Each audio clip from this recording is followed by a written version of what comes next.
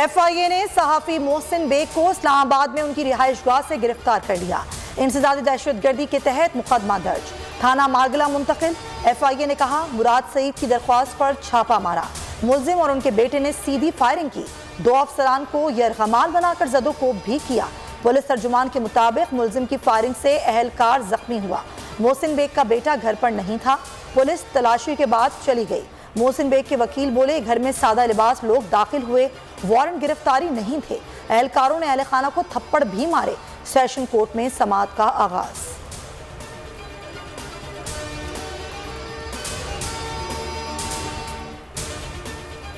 तहरीक अदम एतमाद के खिलाफ वज़ीर आज़म मैदान में। लाहौर में उस्मान बुज़दार से मुलाकात। तरक्याती मनसूबों में पेशरफ पर शाबाश दी।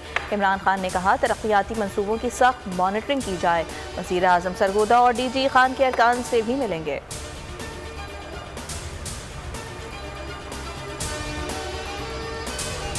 अपोजिशन के लिए मजीद परेशानियां आ रही हैं। शहबाज और हमजा शहबाज पर फर्द जुर्म आयद होने जा रही है। शहबाज गिल कहते हैं, ये सब चोर हैं। इन्हें पता है कि इत्तेफाक में बरकत है।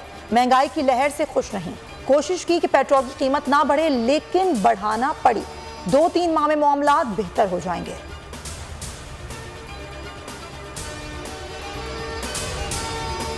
वक्त आ गया, खुलकर हुकूमत मुखालिफ लाहेमल इख्तियार किया जाए। तरीन ग्रुप इजलास की अंदरूनी कहानी। जहांगीर तरीन को सियासी ऑपोजिशन पर हतमी फैसले का इख्तियार दे दिया। तहरीक अदम एतमाद पर तरीन ग्रुप अपोजिशन का साथ दे सकता है।